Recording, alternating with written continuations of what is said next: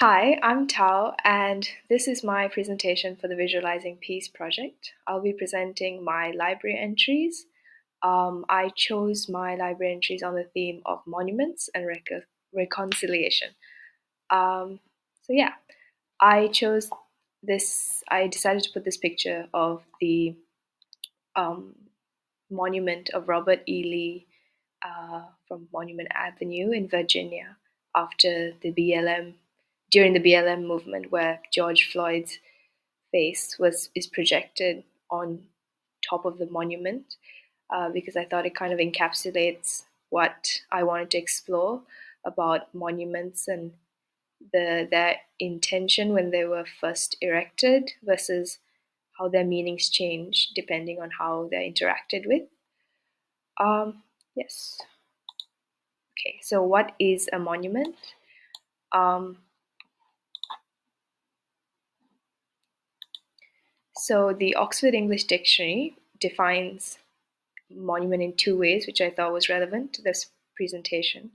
One is something that's erected to commemorate a famous or notable person or event, such as the first picture I used, which is the Victor Emmanuel II National Monument in Italy, which was built to kind of commemorate Italian unification and to commemorate Victor Emmanuel II, who was the first king of unified Italy. Um, so that obviously has a lot of connotations about nationalism and like a national identity through monuments and memorialization. That leads me to the second definition, which is something that serves as a memorial. So the second picture there is the National War Memorial in front of the Parliament in Sri Lanka, which has a list of all the names of people who were killed in a military context since World War One. So yeah, I'll talk about those two a bit more later. But yes, so the way I've structured my presentation is first I'm going to talk about collective memory and reconciliation. So that's as opposed to the individual, how a group or how a collective remembers things, and how this ties into reconciling different groups after conflict.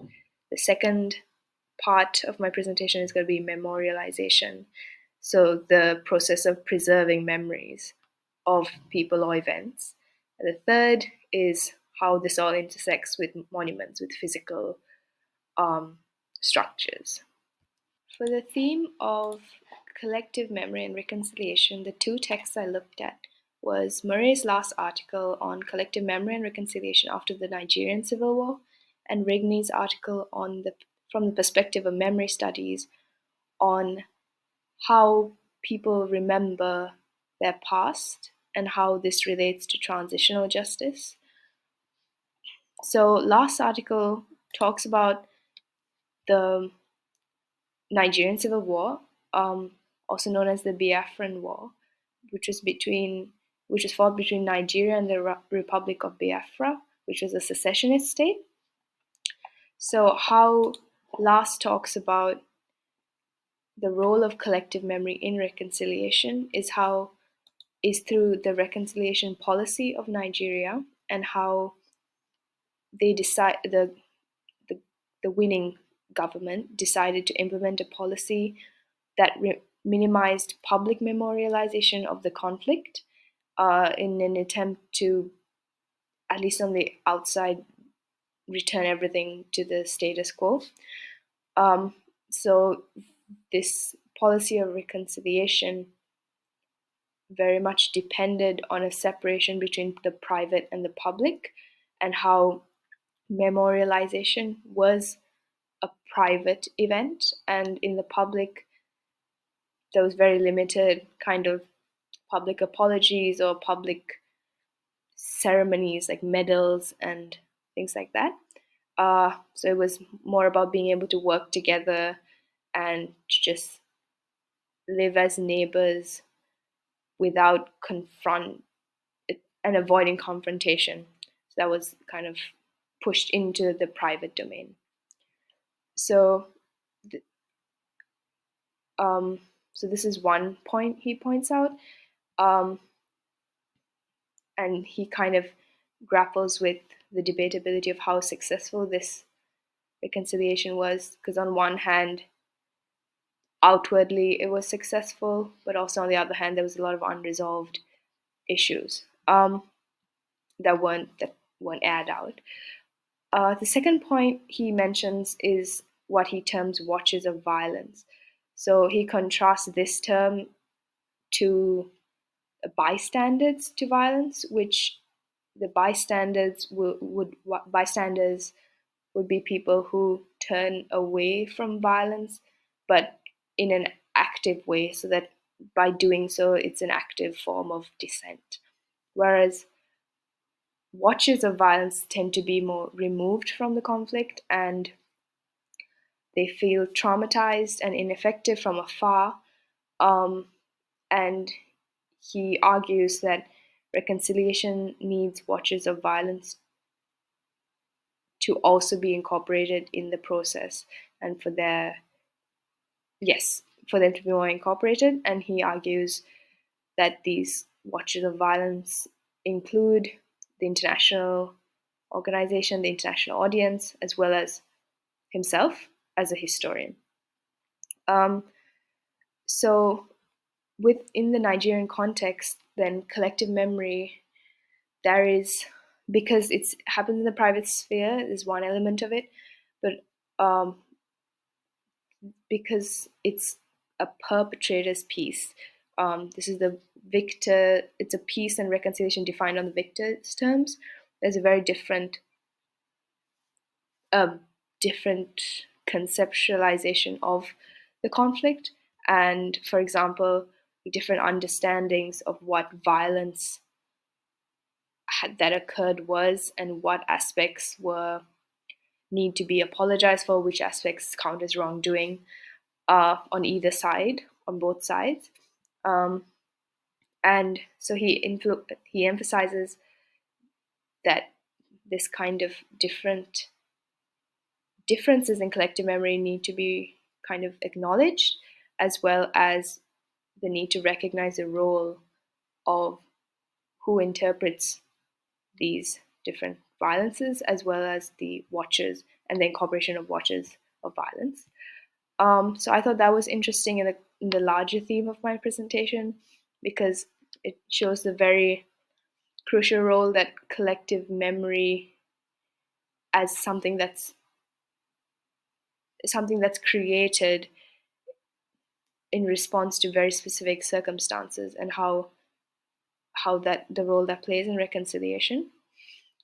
And yes, so the second article talks about the production of common memories, um, and how in a national context, how sometimes what she terms, or she quotes Ernest Renan, who links national solidarity to overcoming past divisions through selective remembrance. So the creation of an national identity while drawing on the past is something that has kind of convenient forgettings of certain aspects when nations did not, like divisions within nations is kind of forgotten. So through this, she goes through she analyzes different articles, and the main conclusion she kind of draws is that the the past is very moldable, and it's something that is very much a mechanism to inform the present. So it's yeah. So she really emphasizes the transformative potential of historical awareness when looking forward. So I thought that was also really interesting when we see how monuments like the Robert Lee monument was transformed, and how, like with the Italian monument, like how national identity relies very much on a history that is very contentious and very much a construct. So for memorialization, I looked at Oleg's text on the politics of regret, on collective memory and historical responsibility. So here he talks about regret as a framework for memorialization, and he looks at um, the politics of regret as a way of looking back at the past, specifically in the context of Germany. And he describes memorialization as some understanding and truth among the descendants rather than between the victors and the victims. And so he comes from a sociological background. So he gives a really good kind of literature review about all the theories around collective memory, individual memory, and he does a very specific mnemonic kind of analysis on the practices in Germany. And he also has a very useful case study of Germany, of memorialization in Germany and versus memorialization in South Africa. And he contrasts this with kind of transient peace versus durable peace. So, um, yeah, that was really helpful to me to kind of, conceptualize how collective memory works, especially in states that kind of perpetrate this, that are the perpetrators of, I guess, violence. Um, so, yeah, I'll talk about this more in the next one. So, under monuments, one of the articles I looked at was Cho's article on the Hiroshima Memorial Park. So this is also on the same theme of historical responsibility and regret or guilt. So I found this article particularly interesting because it looks at, so for a state with this big historical responsibility and this kind of this past, how do you reconcile that with existing together with other nations in towards looking towards the future? So how so Cho goes into how Tange, who was the architect of the Hiroshima Memorial Park, does this specifically. So there is the context of the pre-war versus post-war national identity and the symbols and images associated with the pre-war or during war versus post-war, because what was treated as Japan and nationalist things, very imperial imagery. Uh, for example, the Ise Shrine was seen as a very nationalist kind of image.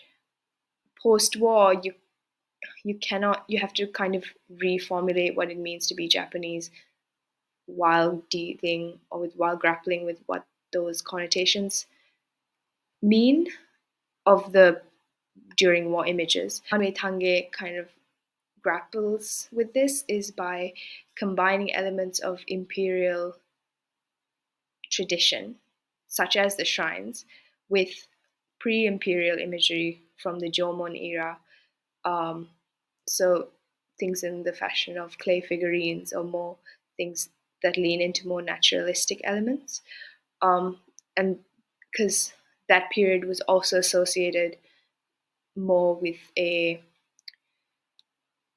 like working more with agriculture and with a common public rather than the more elitist kind of imperial yayoi tradition.